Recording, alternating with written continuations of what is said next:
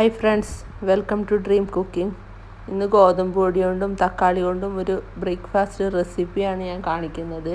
Breakfast മാത്രമല്ല, ഡിന്നറിനൊക്കെ ഉപയോഗിക്കാം. അതിന് വലിയൊരു തക്കാളി ഞാൻ എടുത്തിട്ടുണ്ട് ഇവിടെ.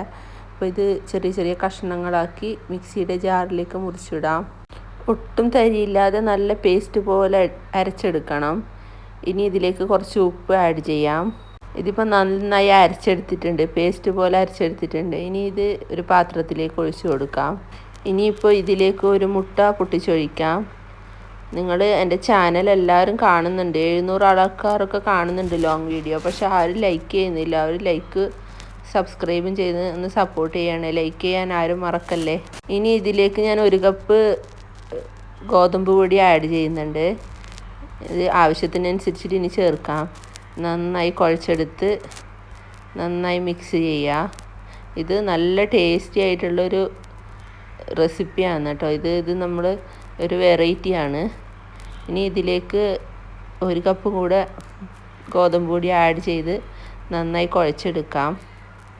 ഞാനിപ്പോൾ കുറച്ച് ആഡ് ചെയ്തിട്ടാണ് കുഴക്കുന്നത്. അപ്പോൾ കുറച്ച് ആഡ് ചെയ്ത് നന്നായി കുഴച്ചെടുക്കുക. ചപ്പാത്തിക്കൊക്കെ കുഴച്ചെടുക്കുന്ന പോലെ കുഴച്ചെടുത്താൽ മതി. നന്നായി കുഴച്ചെടുക്കുക. ഇനിയിപ്പോൾ ഉപ്പ് ആഡ് ചെയ്യുന്നില്ല. അപ്പം ഫസ്റ്റ് തന്നെ ആഡ് ചെയ്തതുകൊണ്ട് പൊടിയിലേക്കും കൂടിയിട്ട് കണക്കാക്കിയിട്ടാണ് ഞാൻ ഉപ്പിട്ടിട്ടുള്ളത്. ഇനി ഇതുപോലെ തന്നെ നല്ലോണം കൈവച്ച് കുഴച്ചെടുക്കുക. നന്നായി കുഴച്ചെടുത്ത് നല്ലോണം സോഫ്റ്റാക്കി എടുക്കണം. വെള്ളം ഒട്ടൊഴിക്കാൻ പറ്റില്ല, കാരണം തക്കാളി അരച്ചതിൽ തന്നെ നമുക്ക് ആ വെള്ളത്തിൽ തന്നെ കുഴച്ചെടുക്കാൻ പറ്റും. ഇതിപ്പോൾ നല്ല സോഫ്റ്റായി കുഴച്ചിട്ടുണ്ട്. ഒരു 5 മിനിറ്റെങ്കിലും ഇത് നല്ലോണം കുഴക്കാൻ നോക്കണം. ഇതിലേക്ക് കുറച്ച് എണ്ണ ഒഴിച്ച് നന്നായി കുഴക്കുക. ഇനിയും കുഴക്കുക. എന്നിട്ടായിട്ടാകുമ്പോൾ നല്ല സോഫ്റ്റാവും. സോഫ്റ്റായിട്ടാകുമ്പം ഇത് ഒരു 10 മിനിറ്റ് ഇത് റെസ്റ്റ് ചെയ്യാൻ വെക്കാം. ഇനി ഒരു അടപ്പ് വെച്ച് ഇത് റെസ്റ്റ് ചെയ്യാൻ വെക്കാം. ആ സമയം കൊണ്ട് നമുക്ക് ഇതിലേക്കുള്ള കറി ഉണ്ടാക്കാം. ഞാനിവിടെ 2 ഉരുളക്കിഴങ്ങും 1 തക്കാളിയും നീരുള്ളിയും എടുത്തിട്ടുണ്ട്. നന്നായി ഉരുളക്കിഴങ്ങ് സ്ലൈസ് ചെയ്തെടുക്കാം. നല്ലോണം സ്ലൈസ് എടുക്കാം. ഇത് സിമ്പിളായിട്ടുള്ളൊരു പൊട്ടറ്റോ കറിയാണ്. ഇനി ഉരുളക്കിഴങ്ങൊക്കെ കട്ട് ചെയ്യാം. ചെറിയ ചെറിയ കഷ്ണങ്ങളാക്കിയിട്ട് കട്ട് ചെയ്യാം.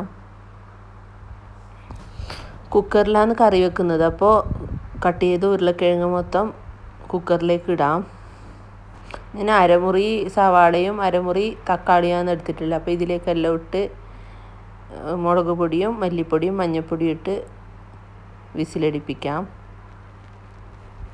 മറന്നു, കുറച്ച് ഉപ്പും ചേർത്ത് ഇതിൽ നല്ലോണം ശ്രദ്ധിക്കേണ്ട കാര്യം, 1/2 ഗ്ലാസ് വെള്ളം മാത്രം ഒഴിച്ചാൽ മതി. ഇതൊരു വറവ് പോലെയാണ് വെക്കുന്നത് ഈ കറി. അപ്പം 1/2 ഗ്ലാസ് മാത്രം വെള്ളം ഒഴിച്ച് കുക്കർ അടച്ച് വെച്ച് വേവിച്ചെടുക്കാം. 1 വിസിലാണ് ഇത് അടുപ്പിക്കേണ്ടത്. 1 വിസിൽ ആകുമ്പം ഓഫാക്കാം. ഉരുളക്കിഴങ്ങ് നന്നായി വെന്തിട്ടുണ്ട്. വെന്തുടയാതെ നോക്കണേ. ഇനി ഇത് നന്നായി മിക്സ് ചെയ്ത് 1 പിടി തേങ്ങ ചിരകിയത് ചേർത്ത് കൊടുക്കാം. ഇതിനി നന്നായി മിക്സ് ചെയ്ത് ഇത് പെട്ടെന്ന് ഉണ്ടാക്കാൻ പറ്റിയൊരു സിമ്പിളായിട്ടുള്ളൊരു കറിയാണ്. അപ്പം ഇത് നല്ലൊരു ടേസ്റ്റി കറിയാണ്. അപ്പോൾ ഇനി ഇതൊരു ചീഞ്ചട്ടി വെച്ച് ഇനി കുറച്ച് എണ്ണ ഒഴിച്ച് കടുക് പൊട്ടിക്കാം. ഒരു 2 ടേബിൾ സ്പൂൺ എണ്ണ ഒഴിച്ചിട്ടുണ്ട്. ഇനി ഇതിലേക്ക് കുറച്ച് കടുകിട്ട് പൊട്ടിക്കാം. എണ്ണ നന്നായി ചൂടായിട്ടുണ്ട്. ഇനി ഇതിലേക്ക് കുറച്ച് കടുകിട്ട് പൊട്ടിച്ചെടുക്കാം. ഇനി വേവിച്ച് വെച്ചിരിക്കുന്ന ഉരുളക്കിഴങ്ങ് ഇതിലേക്ക് ഇടാം. ഇത് കുട്ടികൾക്ക് ഇഷ്ടപ്പെടുന്ന ഒരു നല്ലൊരു കറിയാണ്. രാവിലെയൊക്കെ സ്കൂളിൽ കൊണ്ടുപോകാനൊക്കെ നല്ലൊരു റെസിപ്പിയാണ്. അപ്പം ഇനി ഇതിലേക്ക് കുറച്ച് മല്ലിച്ചപ്പിട്ട് മാറ്റി വയ്ക്കാം. കറി ഇപ്പം നല്ല സെറ്റായിട്ടുണ്ട്. അപ്പോൾ ഇനി ഇതിലേക്ക് മല്ലിച്ചപ്പിട്ടിട്ട് അടച്ച് വെച്ച് മാറ്റി വയ്ക്കാം. നേരത്തെ കുഴച്ച് വെച്ച മാവ് ഇപ്പം നല്ല സെറ്റായിട്ടുണ്ട്. ഇനിയിപ്പം അത്യാവശ്യം കുറച്ച് വലിയ ഉരുളകളാക്കി എടുക്കാം. എനിക്കിപ്പം ഇതിൽ നിന്നും 5 ഉരുളകളാണ് കിട്ടിയിട്ടുള്ളത്. കൗണ്ടർ ടോപ്പിൽ കുറച്ച് ഗോതമ്പിൻ്റെ പൊടിയിട്ട് ഈ മാവ് ഇതിൻ്റെ മുകളിലിട്ട് വെച്ച് അതിൻ്റെ മുകളിൽ കുറച്ച് പൊടിയിട്ട് നന്നായി പരത്തിയെടുക്കാം.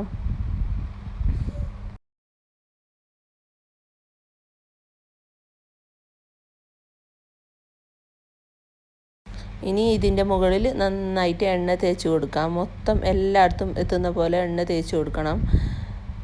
നന്നായി എണ്ണ തേച്ച് കൊടുക്കുക, ചുറ്റും എണ്ണ തേച്ച് കൊടുക്കുക. ഇനി ഇതൊന്ന് മറിച്ചിട്ട് നന്നായിട്ട് അതിലും കൂടെ ഒന്ന് പരത്തി കൊടുക്കുക. അപ്പം നല്ല സോഫ്റ്റായിട്ട് കിട്ടും. നന്നായി പരത്തിയെടുത്ത് ഇനി ഇതേപോലെ ഒന്ന് പരത്തിയതിന് ശേഷം ഇത് നന്നായി മടക്കി കൊടുക്കുക. ഇനി ഇതിൻ്റെ മുകളിൽ എണ്ണ തേച്ച് അപ്പുറത്തൊന്നും ഇപ്പുറത്തൊന്നും മടക്കുക. ഇത് നല്ല ലെയറായിട്ട് കിട്ടാനാണ് ഇങ്ങനെ ചെയ്യുന്നത്. നന്നായി മടക്കി വെച്ച് ഇനി ഇത് ചുടാൻ വേണ്ടിയിട്ട് ചതുരത്തിൽ തന്നെ പരത്തിയെടുക്കാം. ഇതിപ്പോൾ നന്നായി പരത്തിയെടുക്കാം. പരത്തുമ്പോൾ നല്ലോണം ശ്രദ്ധിക്കുക, പൊട്ടിപ്പോവാതെ നല്ലോണം ശ്രദ്ധിക്കുക. ഇങ്ങനെ നന്നായി പരത്തിയെടുത്ത് തിരിച്ചു മറിച്ചൊക്കെ ഇട്ട് നന്നായി പരത്തിയെടുക്കാം. അപ്പോൾ അത്രയേ ഉള്ളൂ. ഇതിനി നന്നായി ചുട്ടെടുക്കാം. ഇനി ഒരു പാനിലിട്ട് തിരിച്ചു മറിച്ചിട്ട് നന്നായി വേവിച്ചിട്ട് ഇതിപ്പോൾ നന്നായി പൊന്തി വന്നിട്ടുണ്ട്. ഇതിപ്പോൾ സെറ്റായിട്ടുണ്ട്. ഇനിയിപ്പം ഇത് മാറ്റി വെക്കാം.